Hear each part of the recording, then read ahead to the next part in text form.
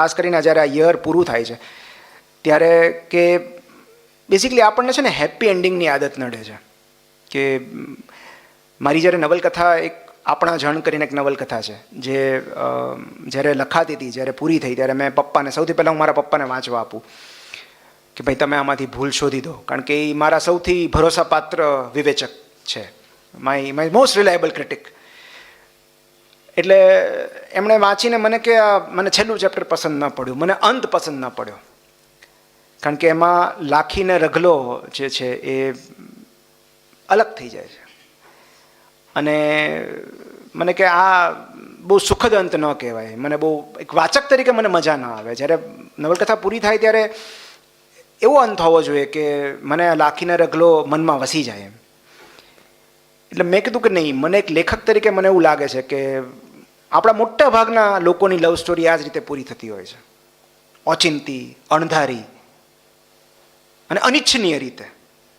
આપણને ક્લોઝર નથી મળતું. તો મને એમ થયું કે ના ના, આનો અંત આવો જ હોવો જોઈએ, ભલે દુઃખદ હોય. તો પ્રોબ્લેમ એ છે કે, અને પછી હું વિચારતો હતો કે કેમ એમણે આવું કહ્યું, કે આપણી મોટાભાગની વાર્તાઓમાં ખાધું પીધુંને રાજ કર્યું, એન્ડ હેપીલી લિવ્ડ એવર આફ્ટર, સુખદ અંત જ બતાવાય છે.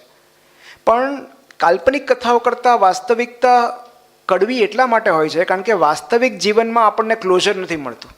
ઓલી બેનપણીએ કેમ બોલવાનું બંધ કરી દીધું, ફલાણા ભાઈબંધે કેમ આપણને બ્લોક કર્યો છે, આપણને જે જોઈતું હતું એ કેમ ન મળ્યું, કેમ માસ્તરે ફેલ કર્યા, એના જવાબો નથી મળતા. કશુંક આપણી સાથે અનિચ્છનીય અઘટિત કેમ થયું, એનું ક્યાંય ક્લોઝર નથી મળતું. અને આપણે હંમેશા પરફેક્ટ કે હેપી એન્ડની પ્રતીક્ષામાં ત્યાં જ અટકેલા રહીએ છીએ કે ક્લોઝર મળશે. ભાઈબંધ આવીને કહેશે કે યાર તારી આ વાતનું મને ખરાબ લાગ્યું એટલે હું તારાથી દૂર થઈ ગયો. બહેનપણી આવીને એવું કરશે કે તારી યાર આ ઝઘડો થયો ને મને તારી આ વાત ન ગમી. પણ ઘણી વાર એવું નથી થતું, કોઈ જ કારણ વિના લોકો ચાલ્યા જાય છે દૂર. તો એક બહુ સરસ વિધાન છે કે don't look for happy endings, look for new beginnings. અંતનું સુખદ હોવું ક્યારે આપણા હાથમાં નથી, એક નવી શરૂઆત આપણા હાથમાં હોય છે. અને જ્યાં સુધી આપણે સુખદ અંતની કામના કરતા રહીએ છીએ ત્યાં સુધી આપણે આગળ નથી વધી શકતા. આપણે ત્યાં જ અટકેલા રહીએ છીએ. આપણને એમ થાય કે અચાનક આ પિક્ચર પૂરું કેમ થઈ ગયું, હજી તો હીરો હિરોઈનના લગ્ન બાકી હતા, હજી તો આ વિલનને મારવાનો બાકી હતો. પણ ક્યારેક અચાનક ફિલ્મ પૂરી થઈ જાય છે, ઓચિંતી એક કુહાડી ઝીકાય છે અને જીવતર બે ટુકડાઓમાં વિભાજિત થઈ જાય છે. ઓચિંતું કોઈક ચાલ્યું જાય છે, કોઈક પ્રિયજન ચાલ્યું જાય, કોઈક સ્વજન ચાલ્યું જાય, કંઈક જે આપણી પાસે હતું એ છીનવાઈ જાય, ને કાં તો જેની બહુ જ ઝંખના હતી ન મળે. આ બધા એન્ટી ક્લાઇમેક્સ છે ને. ક્યારેક એ રીતે પણ રિટાયરમેન્ટ લેવું પડે કે છેલ્લી 10 ટેસ્ટ ઇનિંગ્સમાં 9ની એવરેજથી રન થતા હોય. લોકો પ્રેશર કરે કે તમે રિટાયર કેમ નથી થતા, તમને ધક્કા મારીને કાઢવા પડે, ટીમમાંથી ડ્રોપ કરવા પડે. તો રોહિત શર્મા એવું વિચાર્યું હોય કે મારું હેપી એન્ડિંગ હશે.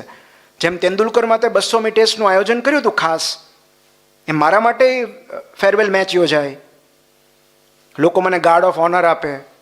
અશ્વિનમાં તો એવું ન થયું. ચાલુ વરસાદે કોઈને ખબર એ નહોતી, સ્ટેડિયમ ખાલી થઈ ગયું હતું અને ટીમમાં ન લીધો એટલે રિટાયરમેન્ટ જાહેર કર્યું કે નથી રમવું હવે, પૂરું, આનો અંત આવી ગયો. ભલે દુઃખદ હોય, ભલે એન્ટી ક્લાઇમેક્સ હોય, ભલે મને જેવો જોઈતો તો એવો ન થયો, પણ અંત તો અંત છે. તો એ અંત એણે નક્કી કર્યો ત્યારે હવે નવી શરૂઆત કરી શકશે કે ભાઈ હવે પછી એણે શું કરવું, યુટ્યુબર તરીકેની કરિયર ચાલુ રાખવી કે કોચ તરીકે ટીમમાં પાછા આવવું કે ક્રિકેટ એકેડમી શરૂ કરવી કે કોમેન્ટ્રીમાં આવવું, એ હવે અશ્વિનનો નિર્ણય છે. પણ એ અંત એના હાથમાં નહોતો. ઘણા બધા કારણો હોય, સિલેક્ટર્સ જવાબદાર હોય, કોચ જવાબદાર હોય, ટીમ મેનેજમેન્ટ જવાબદાર હોય કે ભાઈ કેમ સિનિયર ઓફ સ્પિનરને પડતો મૂકીને તમે વોશિંગ્ટન સુંદરને લીધો. તો એવું ક્લોઝર એને ન મળ્યું અશ્વિનને, અને માટે એણે નક્કી કર્યું કે ભલે દુઃખદ હોય, ભલે એન્ટી ક્લાઇમેક્સ હોય, મારો અંત આ રહેશે, કારણ કે નવી શરૂઆત તો મારા હાથમાં છે ને. તો એ જ રીતે અંતનું સુખદ હોવું ક્યારે આપણા હાથમાં નથી હોતું. આપણા હાથમાં બસ એક નવી શરૂઆત હોય છે. અને આજથી 3 કલાક પછી જ્યારે નવી શરૂઆત થઈ રહી છે, નવું વર્ષ શરૂ થઈ રહ્યું છે, ત્યારે મેં હમણાં જ એક રીલમાં કીધું હતું કે એવી 3 બાબતો ભૂલી જવી બહુ જરૂરી છે પહેલું તો એવી રિલેશનશિપ્સ જેમણે આપણને હર્ટ કર્યા છે, આપણને દુઃખી કર્યા છે.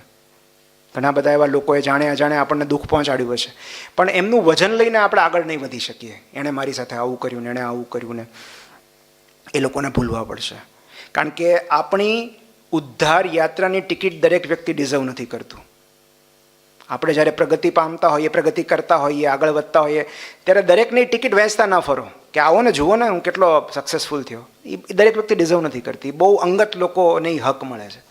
એટલે જેમણે તમને સહકાર નથી આપ્યો એમને ભૂલી જાઓ. બીજું, ઉજ્જડ અફસોસ અને વાંઝણા પસ્તાવા જે હવે કશું જ બદલી શકવાના નથી. ઇફ્સ એન્ડ બટ્સ, જો અને તો, જે ચાલ્યું ગયું. રિયર વ્યૂ મિરરમાં ખાલી એક નજર કરવાની હોય. તમે એમાં જોઈને ગાડી ચલાવો તો ભટકાઈ જાઓ. એટલે એ ભૂતકાળના જે અનુભવો છે, જે લેસન્સ છે, પાઠ છે, એ ખાલી એક નજર કરવા પૂરતા હોય. અને એટલે જ રિયર વ્યૂ મિરર કરતાં વિન્ડસ્ક્રીન અનેક ગણી મોટી હોય કે તમે આગળ જુઓ ને વિન્ડસ્ક્રીનમાં આટલો નાનો એવો કાચ છે, એમાં શું નજર રાખો છો? ખાલી જોવા માટે હોય. તો ભૂતકાળ જે છે એ રોકાણ માટેનું સ્થળ હોઈ શકે, રહેઠાણ માટેનું નહીં. થોડીક વાર રહીને પાછા આવી જાઓ. એટલે આ બે બહુ મહત્વની બાબત છે. અને ત્રીજી બાબત જે સૌથી ભૂલવા જેવી છે એ છે સેલ્ફ ડાઉટ. તમે સતત તમારી જાત પર શંકા કરતા હો કે હું આ કરી શકીશ કે નહીં, મારું ડેઝર્ટેશન પૂરું થશે કે નહીં, સાહેબ સહી કરી આપશે કે નહીં, પરીક્ષામાં હું ઉત્તીર્ણ થઈશ કે નહીં, પછી આગળની શું ભવિષ્ય હશે. તો આજ સુધી તમે સતત આપણે જાત પર શંકા કરતા આવ્યા છીએ, આપણી ક્ષમતાઓ પર સવાલો કરતા આવ્યા છીએ અને કશું જ નથી થયું. તો હવે એકવાર જાત પર ભરોસો કરી જુઓ, કદાચ કશુંક બદલાય. તો નવા વર્ષમાં પ્રવેશતા પહેલાં આ મુખ્ય 3 બાબતો મને એવી લાગે છે જે આપણે ભૂલવી જોઈએ. અને એક બહુ સરસ શબ્દ છે ઝેન લેંગ્વેજમાં જેને કહેવાય શોશીન. શોશીન એટલે બિગિનર્સ માઇન્ડ. જાણે તમે કશું પહેલી વાર કરતા હો. તમે વિચાર કરો કે એ એક જ પ્રકારની વિકેટ છે, સેમ વિકેટ છે, તો એના પર રોહિત શર્મા, વિરાટ કોહલી જેવા અનુભવી પ્લેયર્સ રમી નથી શકતા, અને નીતિશ કુમાર રેડ્ડી અને વોશિંગ્ટન સુંદર આટલું લાંબુ બેટિંગ કરે છે, આટલી બધી સેન્ચુરી કરે છે, આટલા બોલ્સ રમે છે. કેમ? કારણ કે અનુભવ તો ઓલા લોકો પાસે વધારે છે, સેન્ચુરીઝ તો એ લોકોની વધારે છે. તો આ બે નવા છોકરાઓ કેમ સારું રમે છે? કારણ કે એમનું મન ફ્રેશ છે, એમનો એટીટ્યૂડ ફ્રેશ છે. શોશીન, બિગિનર્સ માઇન્ડ. કારણ કે એ લોકો કશું એમનું મેન્ટલ ક્લોગિંગ નથી, મૂંઝવણ નથી. આ શોટ રમવો કે ન રમવો, આ બોલ છોડી દેવો, કવર ડ્રાઈવ મારવી, એવું ટેમ્પટેશન નથી. બહુ સ્પષ્ટતા છે કે હું પહેલી વાર રમું છું, મારે આટલું જ કરવાનું છે ને આટલું નથી કરવાનું. એટલે જ્યારે કશુંક તમે નવી શરૂઆત કરતા હો તો એના ઘણા બધા ફાયદા પણ હોય છે. અને એટલે તમે જે પણ કરો એ બિગિનર્સ માઇન્ડથી કરો, કે જાણે તમે પહેલી વાર કરી રહ્યા છો, નવા અભિગમથી કરી રહ્યા છો. તો એ શોશીન શબ્દ સાથે આપણે છૂટા પડીએ કે બિગિનર્સ માઇન્ડ, કે આવતીકાલનો દિવસ જાણે કશુંક નવું કરવાનો પહેલો દિવસ છે, કશુંક નવી શરૂઆત કરવાનો, એવા વિચાર સાથે આપણે આ તરસને વિરામ આપીએ.